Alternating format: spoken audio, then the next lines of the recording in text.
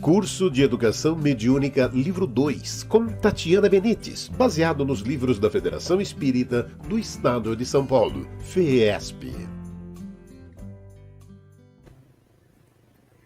Olá, seja muito bem-vinda a mais uma aula do curso de Educação Mediúnica. Nós estamos no livro 2, na aula 15. E hoje a gente vai continuar o mesmo tema da aula passada, que são as perguntas que se podem fazer aos espíritos. Então agora a gente está na parte 2.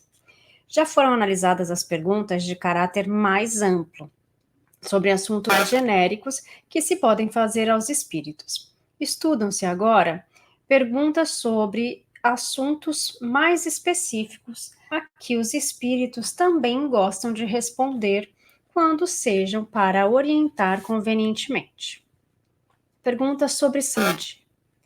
A saúde é uma condição necessária para o trabalho que o homem deve executar na Terra, e por isso os espíritos ocupam-se dela de boa vontade.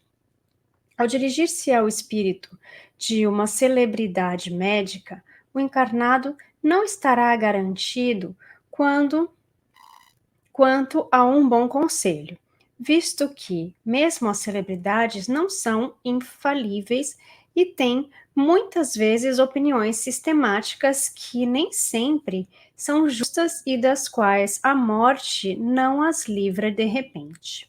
O espírito de um sábio, ademais, pode não saber mais do que quando estava na Terra, se não progrediu como espírito. A ciência terrestre bem pouca coisa é ao lado da ciência celeste. Só os espíritos superiores possuem esta última ciência, e os homens ficariam até muito espantados com o lugar que certos sábios da Terra ocupam no plano espiritual. Ver essas informações no livro dos médiuns, na segunda parte, capítulo 26, item 293, parágrafos 24 e 25. Questão interessante formulou Kardec aos espíritos, perguntando se poderia um médico, evocando os espíritos de seus clientes que morreram, obter esclarecimentos sobre a causa que lhes determinara a morte e sobre as faltas que talvez houvera cometido no tratamento. Os espíritos responderam que isso seria muito útil, sobretudo se conseguisse a assistência de espíritos esclarecidos, para suprir a falta de conhecimento de certos doentes. Para tanto, seria mister que se fizesse estudo de modo sério, assíduo, com um fim humanitário, e não como meio de adquirir sem trabalho, saber e riqueza. Isso está no Livro dos Médiuns, segunda parte, capítulo 26, item 293, parágrafo 27. Pergunta sobre intervenções e descobertas. A espiritualidade pode auxiliar o homem em seu progresso, mas não pode fazer ou revelar tudo. A ciência é obra do gênio e só deve ser adquirida pelo trabalho, porque é somente pelo trabalho que o homem avança no seu caminho. Cada coisa deve vir a seu tempo, e quando as ideias gerais já estão duras para receber. Se as coisas fossem dadas ao homem inteiramente feitas, para que lhe serviria sua inteligência? Onde o seu mérito? Mas o sábio e o inventor são assistidos pelos espíritos nas suas pesquisas. Quando chega o tempo de uma descoberta, os espíritos incumbidos de lhe dirigir a marcha procuram o homem capaz de levá-la a bom termo, inspirando-lhe as ideias necessárias, mas preservando-lhe o mérito. Os espíritos deixam cada homem na sua esfera.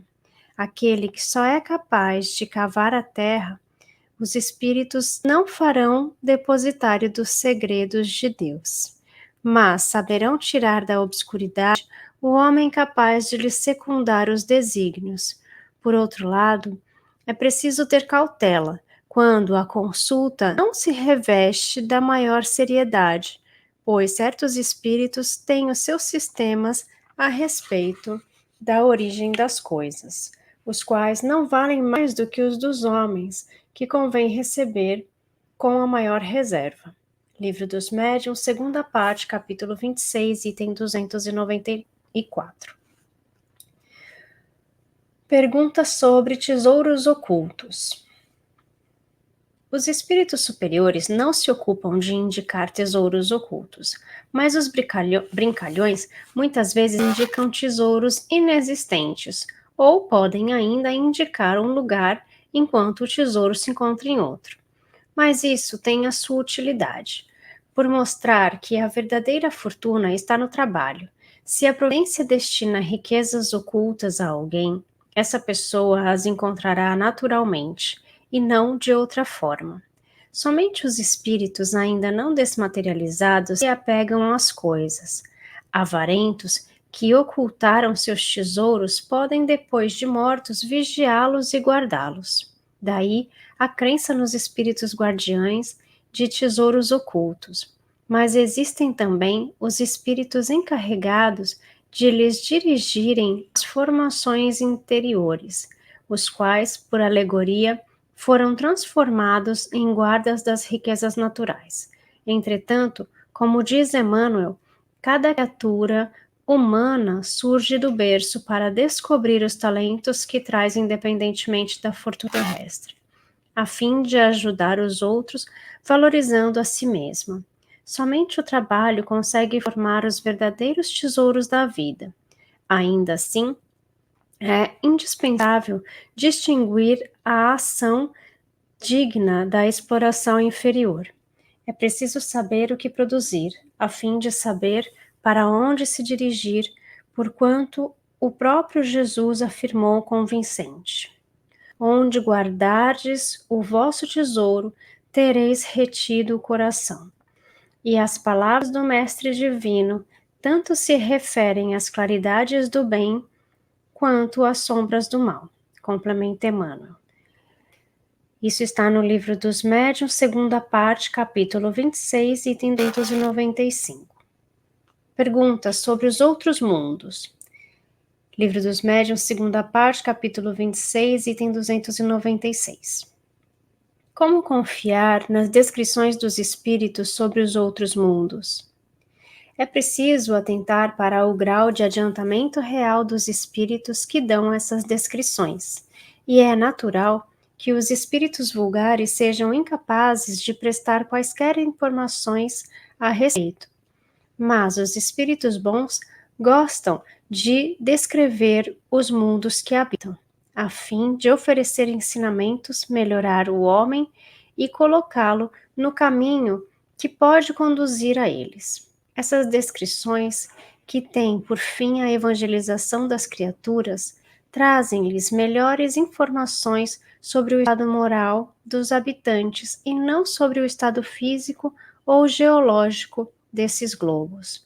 E são também uma forma de fixarem as ideias do homem sobre o futuro e não deixá-lo na incerteza. Bom, aqui a gente termina essa nossa primeira parte da aula e a última que a gente fala das perguntas que se podem fazer aos espíritos. Então, sim, a gente pode fazer perguntas sobre a saúde, mas é interessante quando ele fala...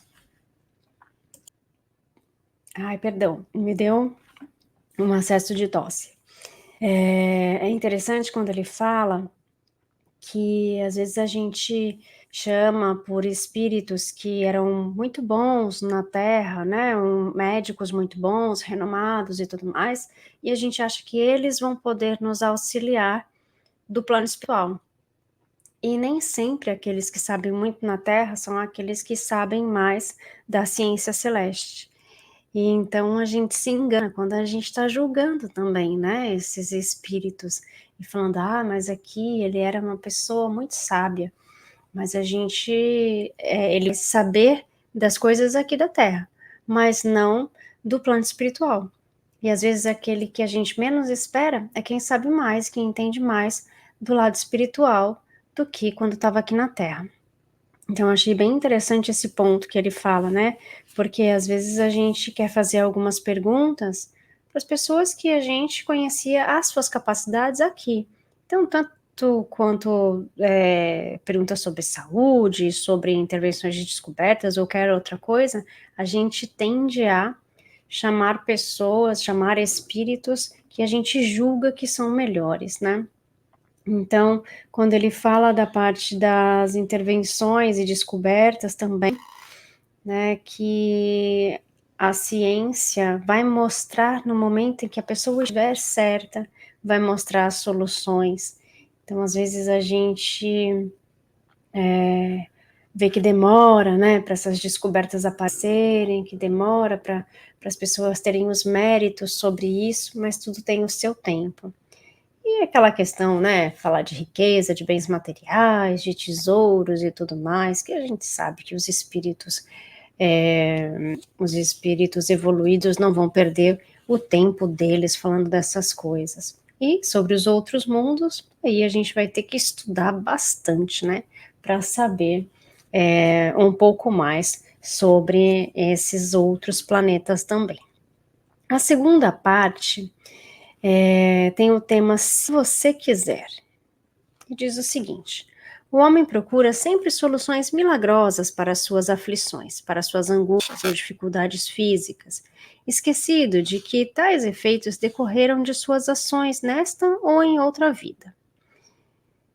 Muitos creem que Deus faz concessões sobrenaturais, como se ele estivesse à mercê de cada um, atendendo aos seus caprichos.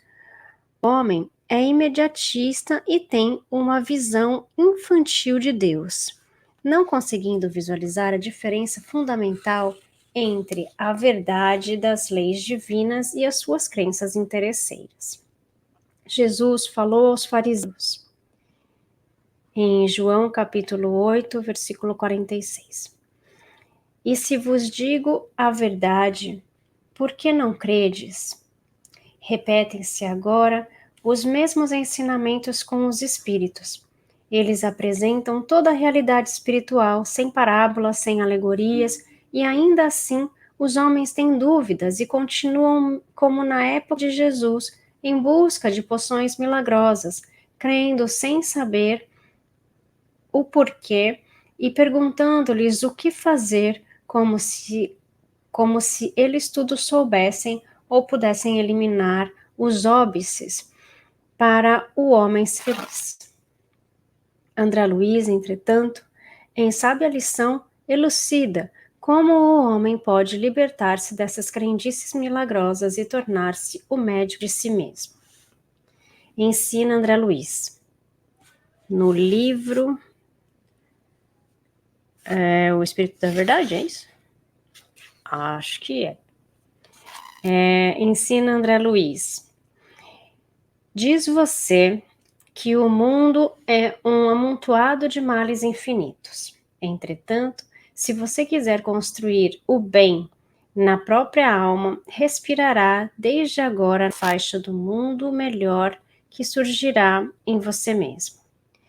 Diz você que a casa onde reside é uma forja de sofrimento pela incompreensão dos familiares que lhe ignoram os ideais. Contudo, se você quiser servir com paciência e bondade, ajudando a cada um sem reclamar retribuição, embora pouco a pouco, passarão todos eles a reconhecer-lhe os princípios através de seus atos, convertendo-se-lhe o lar em ninho de bênçãos. Diz você que a ingratidão mora em seu campo de trabalho, transfigurando-o em lugar de suplício. Mas se você quiser consagrar-se ao próprio dever, com humildade e tolerância, observará que o seu exemplo granjeará a tarefa em manancial de alegria. Diz você haver perdido a fé ante aqueles que ensinam a virtude sem praticá-la. No entanto, se você quiser, cumprirá com tanto devotamento as próprias obrigações que a fé lhe brilhará no coração, por fonte de júbilo intransferível.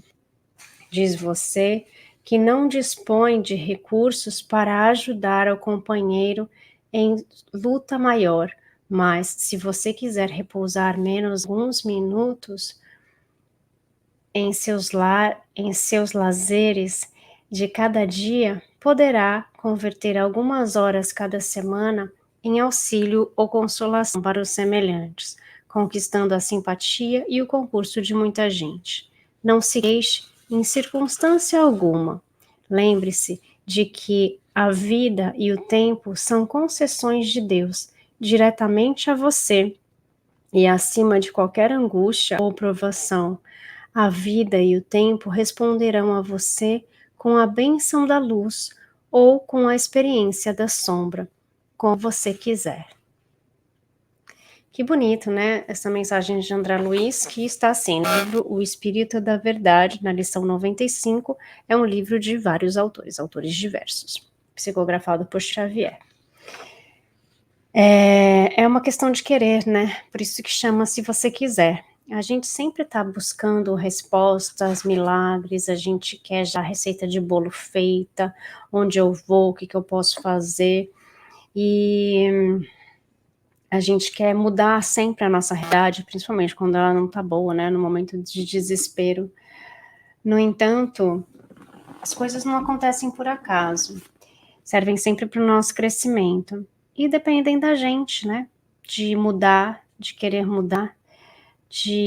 ver de uma forma diferente. Então, tudo vai depender da nossa boa vontade, porque a gente tem as consequências do que a gente fez e do que a gente está fazendo nesse momento, né? A gente está plantando, agora a gente tem que ver o que a gente vai colher mais para frente. Então, como ele fala no final, né? Não se queixe, né? Não vamos deixar de nos queixar das coisas, né? Porque a vida vai responder para a gente em sinal de bênção ou de experiência da sombra, né? E daí vai depender de todos nós. Espero que essa lição tenha servido para vocês refletirem um pouco, né, sobre a nossa realidade, e que vocês continuem estudando os livros de Kardec, estudando o livro dos médiuns, e buscando um local sério para fazer a parte prática do desenvolvimento mediúnico, da educação mediúnica, porque é importante que nós tenhamos a nossa mediunidade educada, e que a gente possa trabalhar em locais sérios para conseguir auxiliar aos demais. Um beijo, gente, fiquem com Deus e a gente se vê na próxima semana. Curso de Educação Mediúnica, livro 2, com Tatiana Benites, baseado nos livros da Federação Espírita do Estado de São Paulo, FEESP.